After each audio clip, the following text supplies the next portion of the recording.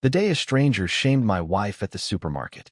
The woman sneered at my wife, who was navigating her wheelchair through the crowded aisle of Harper's Market. "You're in the way," she snapped. "Maybe you shouldn't be out here." My wife's eyes welled up, her hands trembling on the wheels. That woman, with her manicured nails and HOA badge, had no idea who she was dealing with, or that I, a retired Marine, was watching from the next aisle. She was about to learn what happens when you cross the person I'd give my life for. I'm Jack Thompson, 52, and my wife, Ellen, is the toughest person I know. 2 years ago, a car accident on Route 17 stole her ability to walk. She was coming home from her job as a librarian, her car packed with books for the kids' reading program she ran at the Springfield Community Center. A drunk driver ran a red light, and in an instant, our lives changed. Ellen spent months in the hospital, enduring surgeries and grueling rehab. The doctors said she'd never walk again, but Ellen? She called it her new chapter. She laughed about getting prime parking spots and refused to let the wheelchair define her. That day at Harper's Market, I was picking out apples when I heard the voice that made my blood boil. "Excuse me, but you're blocking everyone," the woman said, her tone dripping with disdain. I turned to see a woman in her late 50s, her blonde hair sprayed stiff, wearing a blazer with a name tag, Margaret Ellis, President, Willow Creek HOA. She stood over Ellen, arms crossed, as if my wife were a nuisance. "I'm sorry," Ellen said, her voice soft but steady. "I'm just grabbing some pasta." She was reaching for a box on a high shelf, her wheelchair angled awkwardly in the narrow aisle. "You're holding up the whole store," Margaret snapped. "Maybe you should get someone to shop for you. It's inconsiderate to make everyone wait." The words hit like a punch. I dropped the apples and started toward them, my fists clenching. Ellen, ever calm, said, "I understand you're in a rush. I'll be quick." Margaret rolled her eyes. "Honestly, people like you should just order online. It's easier for everyone." Ellen's face flushed, and I saw her grip tighten on her chair. This was the woman who spent years teaching kids to love books, who never let her accident stop her from living. And now this stranger was shaming her for buying groceries. "Ma'am," Ellen said, her voice wavering, "I'm not blocking anyone. I'm just shopping." "You're taking up half the aisle," Margaret shot back. "I'm late for an HOA meeting because of this. Maybe stay home if you can't handle it." That was it. I stepped into view, all 6 feet 2 inches of me, my Marine training still evident in my posture despite retiring a year ago. Margaret's eyes widened as she sized me up, faded jeans, clean shave, and a wedding band glinting under the fluorescent lights. "Is there a problem?" I asked, my voice low and controlled. Margaret's attitude shifted, but only slightly. "No problem," she said, forcing a smile. "I was just pointing out that these aisles aren't great for wheelchairs." "She's my wife," I said, my tone sharp, "and she has every right to be here." "Of course," Margaret said quickly. "I just meant online shopping might be easier for her condition." Ellen rolled closer to me, her eyes glistening with hurt. "Jack, let's go. I don't want trouble." "You're not the trouble," I said, keeping my gaze on Margaret. "Some people need a lesson in decency." Margaret's face reddened. "Excuse me? I'm being reasonable. Do you know who I am? I run the Willow Creek HOA. I don't need to be insulted by a husband defending his wife." I stepped closer, and she backed up. "Here's a suggestion. Mind your own business and let people live." Margaret's voice rose. "I was trying to help. If you can't handle a suggestion, maybe you're the problem." "Help?" Ellen's voice cut through, sharp now. "You told me I don't belong here. That's not helpful. That's cruelty." Margaret faltered, but doubled down.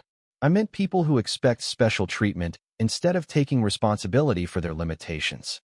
The air grew thick with tension. I felt a cold rage settle in my chest. "Responsibility?" I said, my voice barely above a whisper. "Let me tell you about responsibility. My wife worked 50-hour weeks, making sure the kids had books to read.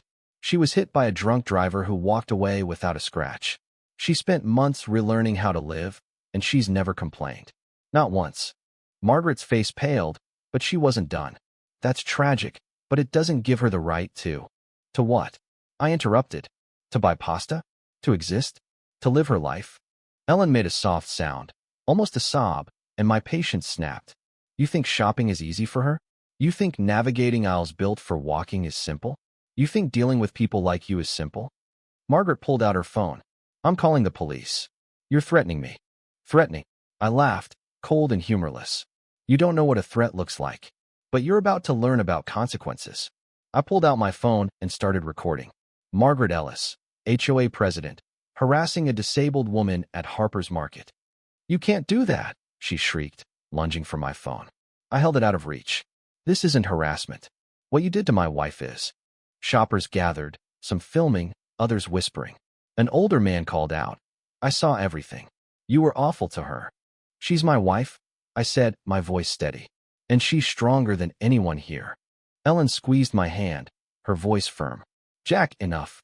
Let's go. No, I said. This needs to be said. I turned to Margaret. Real strength isn't bullying someone you think is weak. It's facing a world not built for you every day. It's keeping your dignity when people like you try to strip it away. Margaret's bravado crumbled. You don't scare me, she muttered, but her voice shook. I smiled a smile Ellen knew from my Marine days, the one that meant I was done playing nice. Let me tell you about my type, Margaret. My dad spent 15 years in the Marines. My type has faced enemies you can't imagine. My type has carried wounded friends through gunfire and made choices that saved lives. But the hardest mission? Watching my wife fight to reclaim her life after that accident. Watching her struggle to reach a shelf because the world wasn't built for her. That breaks me because she's weak, but because she's so strong she won't let me help. The crowd was silent. Even the cashiers stopped scanning. Ellen's eyes glistened, but she held her head high. When you shame my wife, I continued, you meet the part of me that fought in deserts and jungles. You meet the part that protects the person I'd die for. A young woman started clapping. Others joined, and soon the aisle echoed with applause. Margaret looked like she wanted to vanish. This is harassment, she shouted. I'm calling the police. Go ahead, I said. They'll love the video of you bullying a disabled woman. I wasn't bullying. Margaret's voice cracked. I was helping. Helping, Ellen said, rolling forward. You told me I should hide at home. You made me feel like a burden. That's not helpful. That's hate. Margaret's face crumpled. I didn't mean it like that. Yes, you did, Ellen said. You saw my wheelchair and decided I was less than you. Why didn't you offer to grab the pasta instead of shaming me? Margaret had no answer. Ellen pressed on. I've dealt with people like you for 2 years. People who think my wheelchair makes me weak. But it's made me stronger. Every day, I prove I belong here. You're the one with the real disability ignorance and a lack of kindness. That's a choice, and you can change it. Margaret's eyes filled with tears. I was having a bad day. My sister, she's sick. I've been stressed, and I took it out on you. Everyone has bad days, I said. That's no excuse for cruelty. Ellen's voice softened. What's wrong with your sister? Margaret hesitated. She had a stroke last year. She's in a wheelchair now, and she hates it. She pushes me away, says I treat her like she's helpless. Ellen nodded. That's how I felt at first. Angry at the world, at Jack, at myself. It took time to see that accepting help isn't weakness, it's human. Your sister's scared. She's afraid that if she leans on you, you'll see her as less. That's ridiculous, Margaret said, wiping her eyes. She's still my sister. Then show her, Ellen said. Show her you see her as the same person, just with new challenges. Help her without pity. Love her without judgment. Margaret stared at Ellen, awe in her eyes. How do you stay so strong? Ellen smiled, the smile that won my heart 20 years ago. I choose to. Every day, I choose to focus on what I have, not what I've lost. I choose to know my worth, even when people like you try to take it. Margaret broke down. I'm so sorry. What I said was wrong.